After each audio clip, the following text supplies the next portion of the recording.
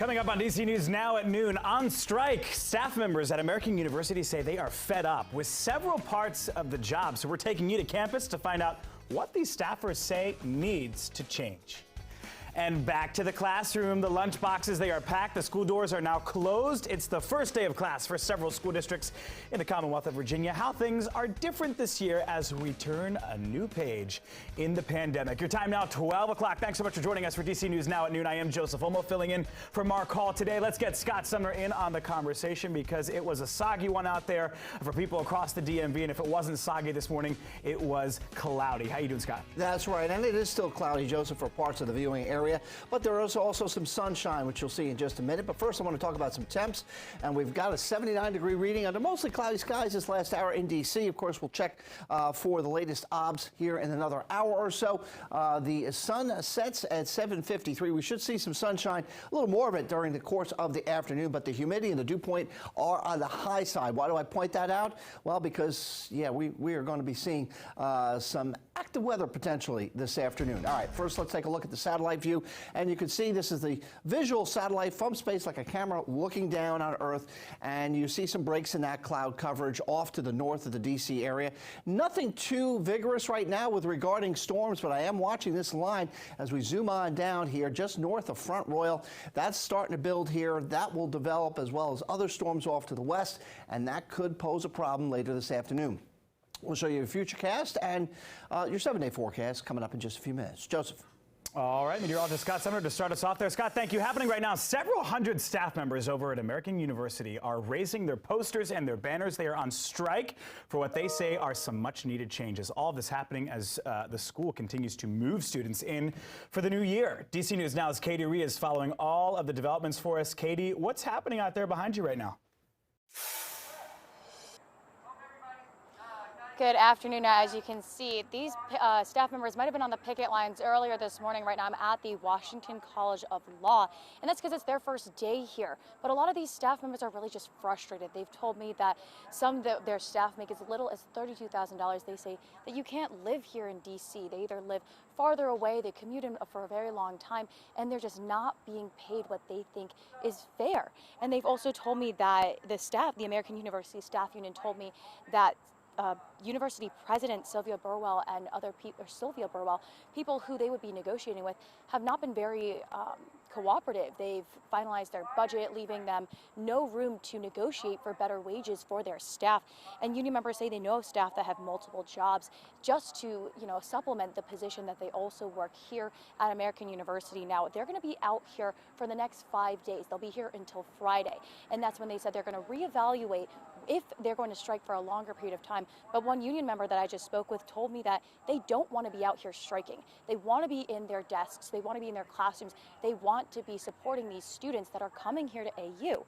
And now they said that they're going to reevaluate whether or not they're going to continue this strike as of Friday. But I'll have a full report and some sound bites and also interviews with some American University staff union members live at 5 for now. Reporting live at American University, Katie Rhee, DC News Now. Lots of action behind you there. All right, so we look forward to that full report at 5 p.m. Katie Rhee there. Thank you. All right, you remember that husband and wife who pleaded guilty to attempting to sell U.S. submarine secrets to foreign governments? We're now told that Jonathan and Diana Toby are withdrawing their guilty pleas and will instead stand trial on espionage charges. So the federal judge in that case says she wants all options on the table when it comes to sentencing because of how severe this case is. You might remember the Tobys, who lived in Annapolis, thought that for almost a year they were selling top secret nuclear submarine information to foreign governments. Turns out they were selling those secrets to an undercover FBI agent. They could face life in prison if found guilty. Well, the largest school district in the entire DMV opened up their classrooms today for the 2022-2023 school year. DC News Now's Lex Suarez spent the morning at Woodson High School, part of Fairfax County Public Schools. Turns out it was a celebration as kids came back from summer break.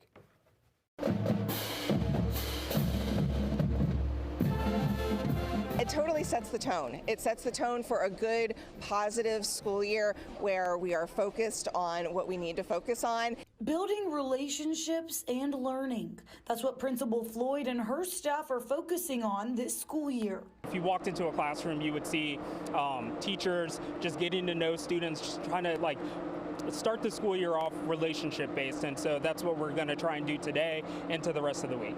Before the bell even rang, a pep rally to get things started. Cheerleaders, the dance team, and the marching band performed as students showed up to school, some coming earlier than normal for a special senior tradition. Our senior class is here, and they are all waiting for the sun to rise together, and so they will have their senior sunrise on the first day of school, and then on the last day of school they'll come in the evening for the sunset. And so as they sunset their last day of their senior year. Get people excited about going back to school, and as a senior, the senior sunrise is really like the first of the lasts that we're going to experience this year, so it's really special being able to have one last first day of school with all of my great friends. And for the rest of the student body, a warm welcome from the school's leadership team. School spirit and excitement for learning all around as the school year begins and summer ends. In Fairfax, Virginia, DC News Now. DC News Now. DC News Now. I'm like, We are lucky to have our own Lex Juarez there reporting. Lex, thank you. We're lucky to have our own cheerleading squad for DC News Now. Love it. All right.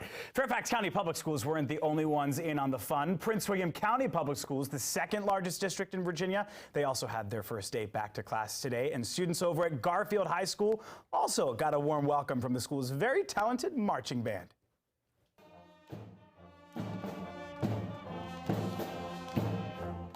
Yeah, that's right. 90,000 students walked into the classroom at over several dozen schools between elementary, middle schools, and high schools across the system. Of course, this is going to be the most normal school year since COVID got in the way of everything back in 2020. We're talking no masks, no virtual learning, just school like the good old days in most cases. However, that doesn't mean that students won't have to play catch up this year. The superintendent of Prince William County Public Schools, Dr. Latanya McDade, she wrote a letter to the community a few days ago saying that it is clear that the pandemic slowed the learning down a bit and that their focus this year is academic progress, acceleration, and recovery.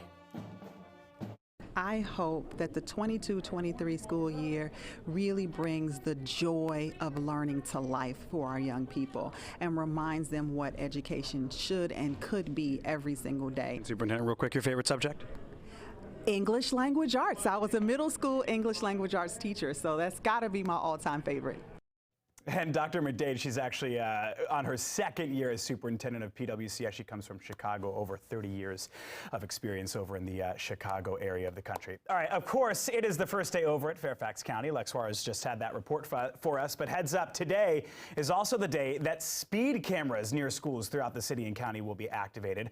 All of this coming from a new Virginia law that allows jurisdictions to put these types of cameras into school zones. The program is designed to make streets safer for students. According to a study from the Department of Transportation, speed cameras reduce crashes by 54%. DC News Now spoke with people about the change. Take a listen. I do see a lot of people speeding whenever I go to Five and Below and all the stores over here. So I would really like, I would like for people to stop, actually. And Alexandria, Virginia is also expected to set aside funding for 5 speed cameras. Locations for those have not been announced, but we'll be sure to get you up to speed once they do.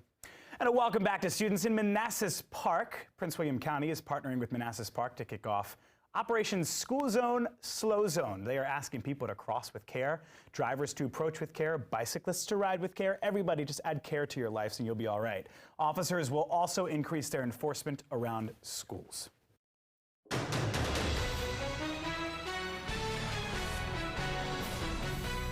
DC News Now is your election headquarters, and the political drama in Maryland's largest county, it continues. That recount between the 2 Democratic candidates for Montgomery County Executive, it's still underway with, listen to this, just 1 vote separating incumbent Mark Elrich with his opponent David Blair. Election workers, they are rechecking tens of thousands of ballots by hand. They got to be thorough with this. Now, the Board of Elections has not yet released the latest results from the weekend recount. However, once they do, we'll bring that to you. Well, he's been the most recognizable face of the pandemic by far, and now we're learning that he will leave his position at the White House and the National Institutes of Health in December. We were, of course, talking about the man up there on your screen, Dr. Anthony Fauci. He announced just moments ago that it will be indeed December when he steps away from his role as the director of the National Institute of Allergy and infectious diseases, as well as his job as chief medical advisor to President Biden. Still no word on what he'll be doing after he steps down from those high-level positions.